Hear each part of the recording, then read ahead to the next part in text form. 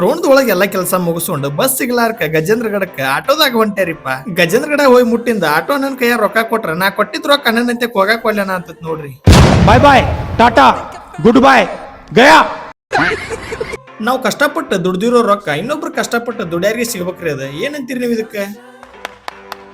ರೋಣದಿಂದ ಗಜೇಂದ್ರ ಮಠ ಆರಾಮಾಗಿ ಕರ್ಕೊಂಬಂದ್ ಬಿಟ್ಟಿದ್ದಕ್ಕೆ ಅಣ್ಣಗೊಂದು ಥ್ಯಾಂಕ್ಸ್ ಹೇಳಿದೆ ನೋಡ್ರಿ. ಗಜೇಂದ್ರಗಡ ಬಂದ್ ಮುಟ್ಟದಾಗ 3 ಗಂಟೆ ಆಗಿತ್ರಿಪ್ಪ. ಮಧ್ಯಾಹ್ನ ಊಟ ಟೈಮ್ ಆಗಿತ್ತು. ಲಿಂಗಾಯತ್ ಖಾನಾವಳಿ ಐತ್ರಿ ಇಲ್ಲಿ ಕಾಲೇಶ್ವರ ಅಂತಂದ. ನಾ ಕಾಯಿ ಮುಟ್ಟಕ್ ಬರೋದು ಇದ ಹೋಟೆಲ್. ಇಲ್ಲಿ ರೊಟ್ಟಿ ಊಟ ಅಂತೂ ಫಸ್ಟ್ ಕ್ಲಾಸ್ ಕೊಡ್ತಾರ. ಸೋಮವಾರಕ್ಕಂತೂ ಒಮ್ಮೆ ಹೋಳಿಗೆ ಊಟ ಇರ್ತೈತಿ. ಬಂದಾಗ ಒಮ್ಮೆ ಟೇಸ್ಟ್ ಮಾಡ್ರಿ, ಸಖತ್ತಾಗಿ ಕೊಡ್ತಾರ. 80 ರೂಪಾಯಿ ಬರೀ ರೊಟ್ಟಿ ಊಟ. ಊಟ ಮಾಡ್ಕೊಂಡು ಗಟ್ಟಿಯಾಗಿ ಮತ್ತೊಳ್ಳಿ ನಾನು ಕೆಲ್ಸಕ್ಕೆ ತಯಾರಾದ್ರಿಪ್ಪ. ಗಜೇಂದ್ರಗಡದೊಳಗಿರೋ ಮುದುಗಲ್ ಆಟೋಮೊಬೈಲ್ ನಮ್ ಕಸ್ಟಮರ್ ಅಂತ ಬಂದ್ ನಮ್ಮ ಆಯಿಲ್ ಇಂದ ಆರ್ಡರ್ ಬಗ್ಗೆ ಎಲ್ಲ ಮಾತಾಡ್ಕೊಂಡ್ಯಾ ನೋಡ್ರಿ. ನಮಗೆಲ್ಲ ಗೊತ್ತಾಗೋಯ್ತು. ನಾ ಕೆಲ್ಸದ ಮೇಲೆ ಗಜೇಂದ್ರಗಡಕ್ಕೆ ಬಾಳ ಸಲಿ ಬರ್ತೇನ್ರಿ. ಬಂದಾಗೊಮ್ಮೆ ನಂದೊಂದು ಆಸೆ ಏನ್ರಿಪಾ ಅಂತಂದ್ರ ಗಜೇಂದ್ರಗಡದ ಗುಡ್ಡದ ಮ್ಯಾಗಿರೋ ಶಿವಾಜಿ ಕೋಟೆನ ನಿಮ್ಗೊಂದು ವಿಡಿಯೋದಾಗ ತೋರಿಸ್ಬೇಕನ್ನೋದು. ಅದ್ರ ಮ್ಯಾಗ ಒಂದು ಲಾಗ್ ಮಾಡ್ತಾನೆ, ಅದಕ್ಕೆ ಸಪೋರ್ಟ್ ನೀವು ಕೊಡ್ರಿ. ಕೆಲಸ ಎಲ್ಲ ಮುಗಿಸ್ಕೊಂಡ ಗಜೇಂದ್ರಗಡ ಬಸ್ ಸ್ಟ್ಯಾಂಡಿಗೆ ಬಂದಾಗ ನಂಗೆ ಟ್ರಾವೆಲಿಂಗ್ ಪಾರ್ಟ್ನರ್ ಆಗಿ ನಮ್ ಯೋಗಿನ ಸಿಕ್ಕ ನೋಡ್ರಿಪ್ಪ.